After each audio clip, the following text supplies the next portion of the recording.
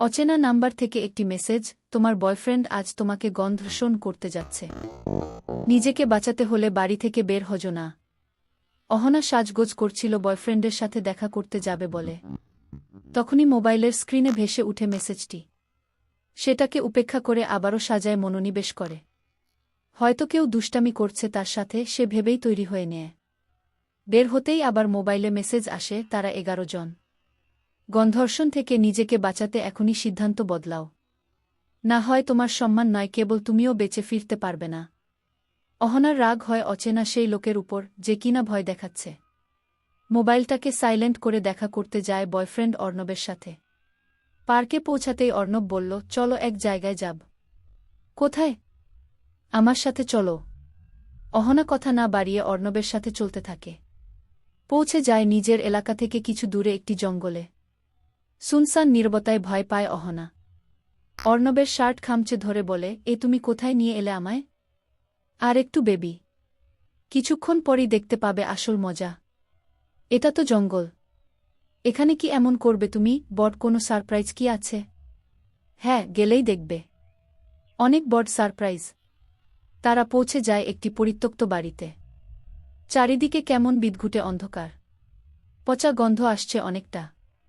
সিঁড়ি বেয়ে উপরে উঠল।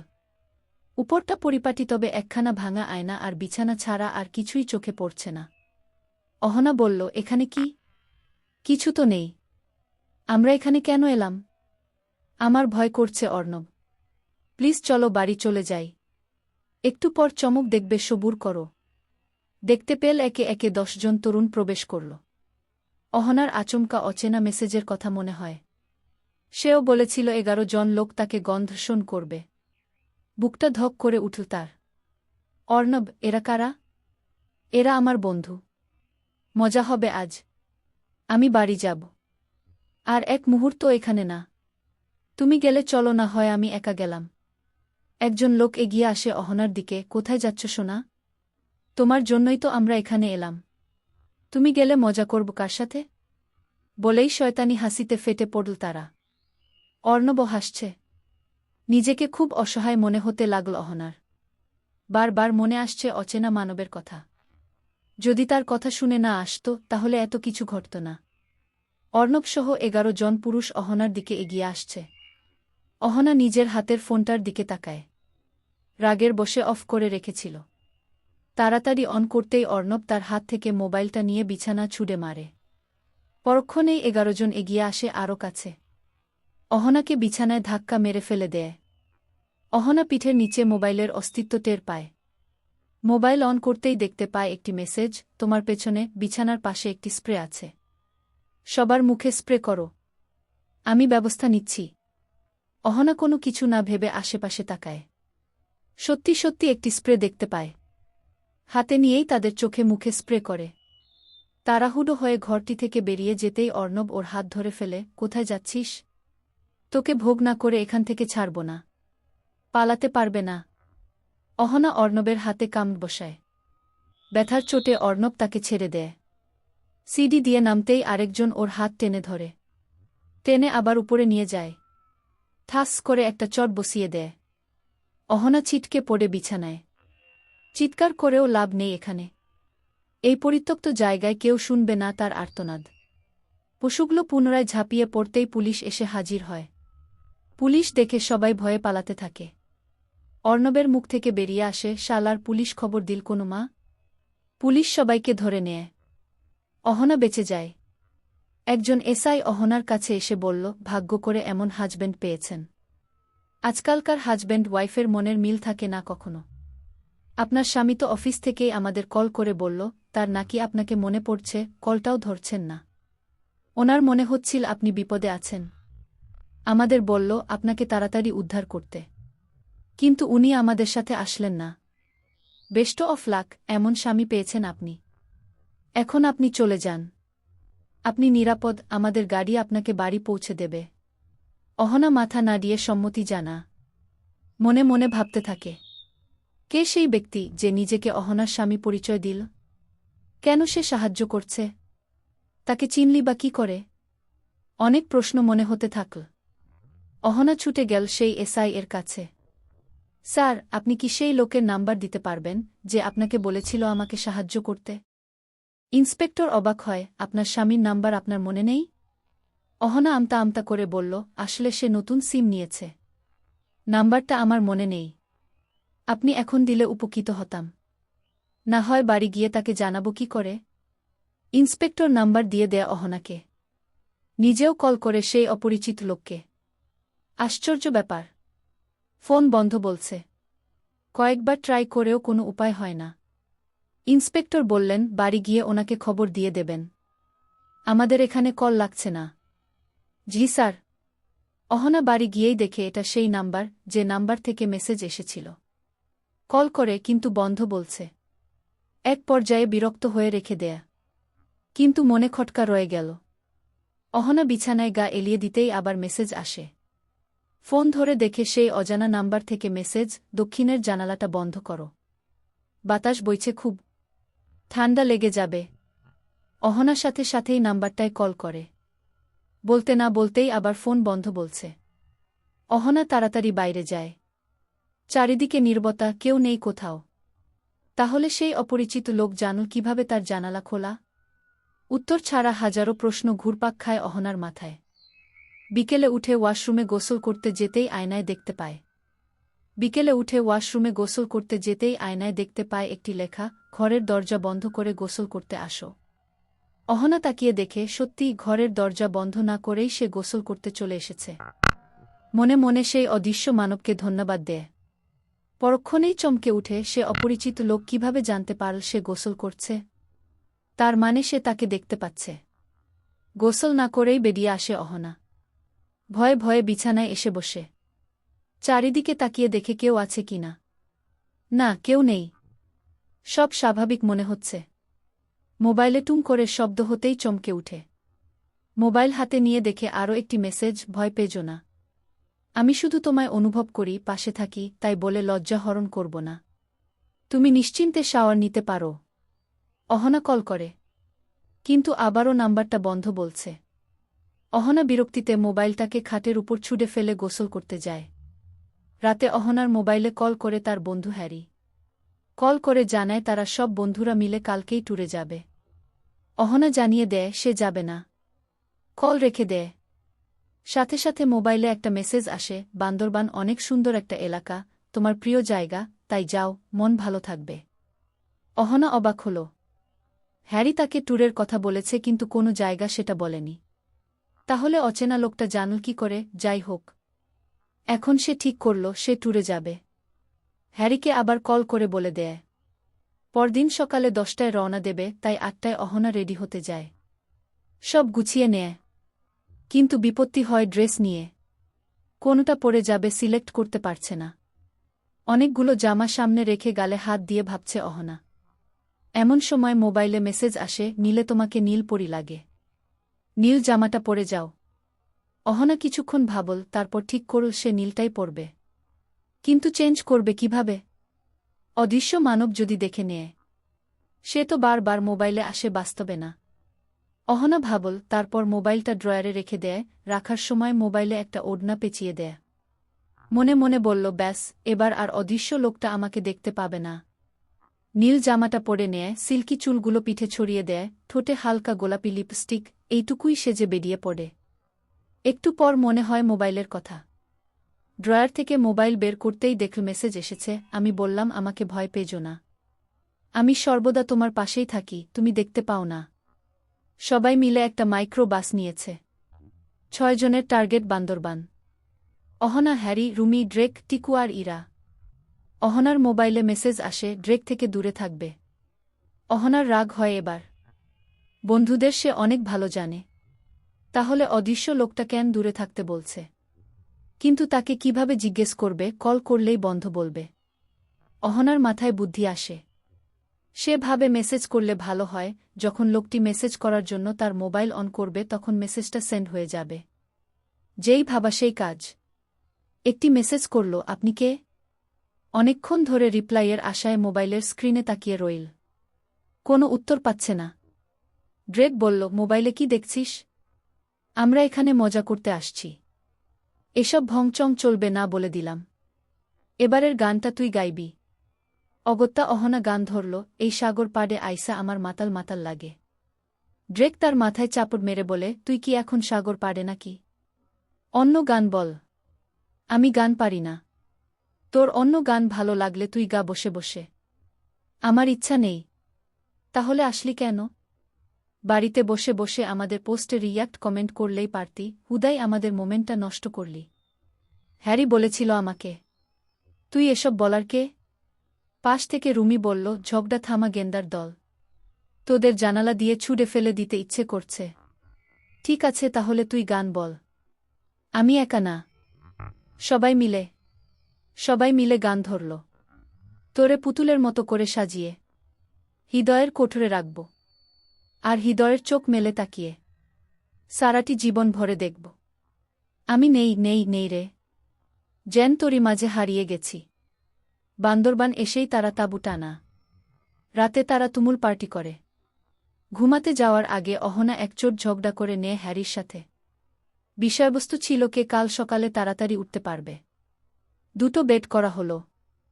একটাতে ছেলেরা, অন্যটাতে মেয়েরা। অহনার মা কল করল বাড়ি থেকে। কিরে মা, কই আছিস? আমি একটু ঘুরতে এসেছি মা। কোথায় ঘুরতে গেলি? বন্ধুদের সাথে বান্দরবান।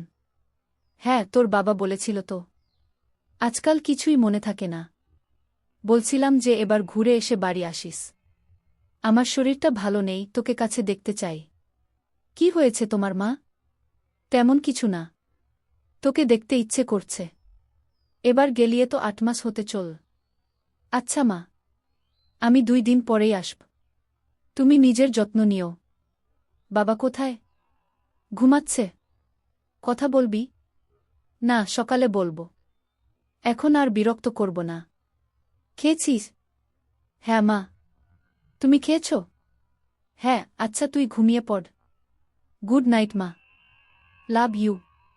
অহনা কল রেখে দিতেই মেসেজ আসে, রাতে সাবধানে থেকো, একদম ঘুমিয়ে পড়বে না। কেউ আসছে। মেসেজটা দেখে অহনা ভয় পেয়ে যায়।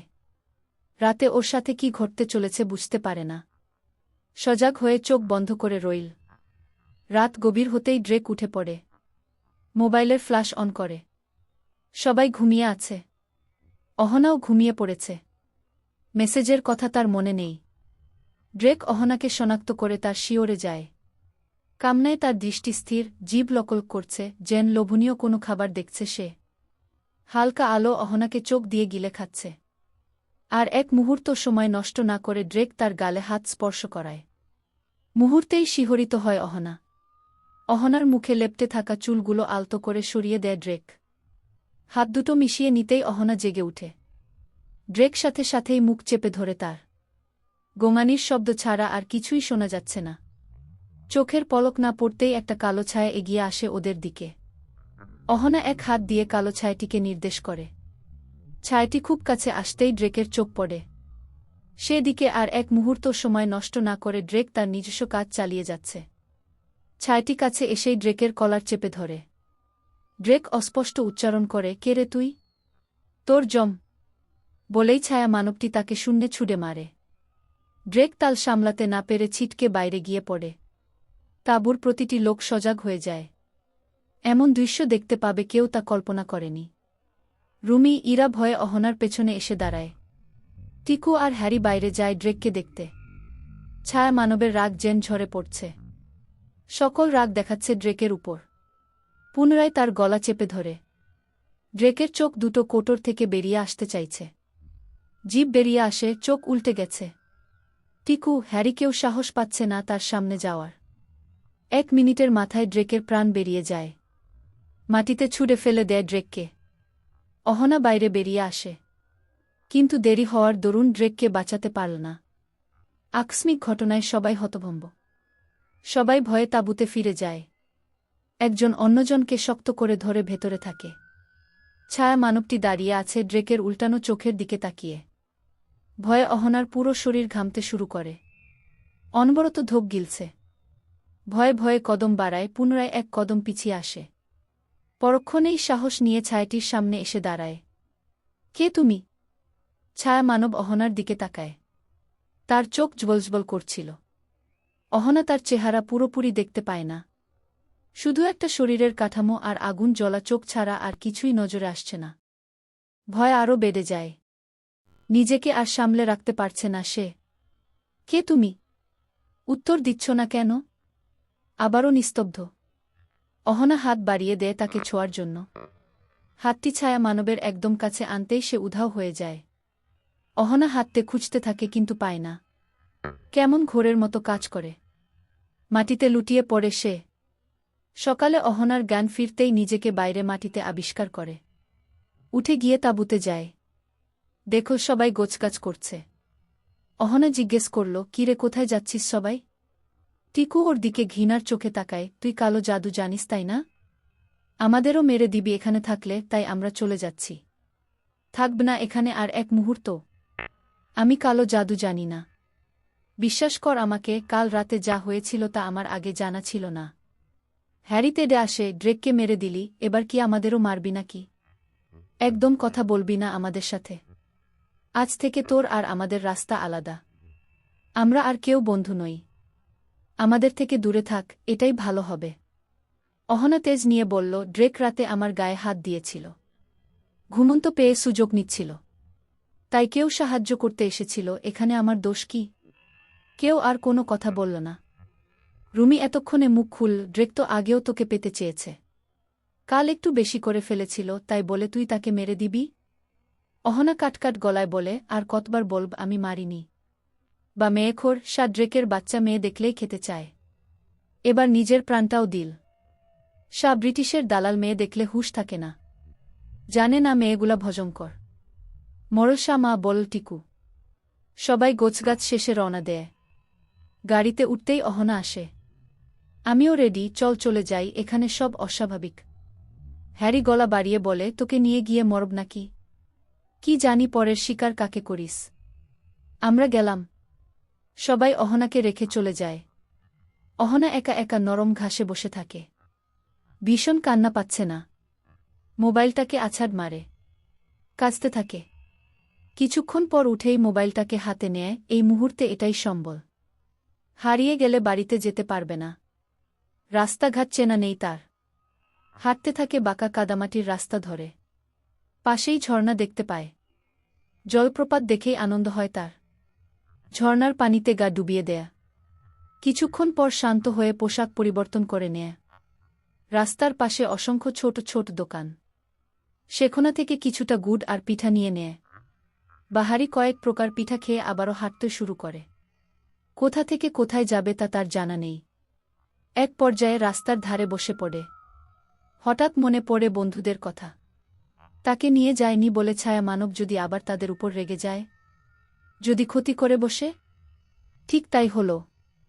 সাথে সাথে অহনার ফোনে কল আসে।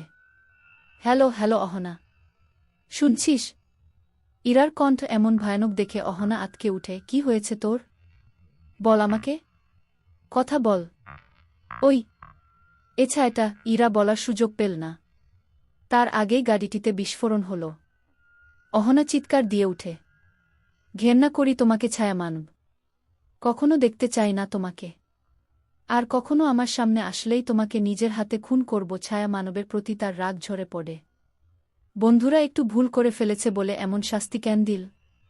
মনে মনে সেই ছায়া মানবকে মেরে ফেলার ছক কষতে থাকে মনে। সন্ধ্যা নেমে এলো। চারিদিকে অন্ধকার। একলা একটা মেয়ে মানুষ কি করবে, কোথায় যাবে বুঝতে পারছে না। হঠাৎ মনে হলো দূর থেকে কেউ তাকে পর্যবেক্ষণ করছে। এখানে পদে পদে বিপদ, একা থাকায় আরও বেশি। অহনা ভয়ে তটস্থ হয়ে যায়। বাড়িতে অসুস্থ বাবা মা ছাড়া কেউ নেই। কাকে জানাবে? কি করে বাড়ি যাবে? আস্তে আস্তে গাছের আড়াল থেকে বেরিয়ে এলো 5 জন যুবক। কামনার দৃষ্টিতে পরখ করে নেয় অহনাকে। অহনার খুব কাছে এসে দাঁড়ায়। বিশ্রী হাসিতে ফেটে পড়ে তারা। তাদের চোখে মুখে অহনার উজ্জ্বল মুখশ্রী ফুটে ওঠে। তারা এগিয়ে আসতে থাকে অহনার দিকে।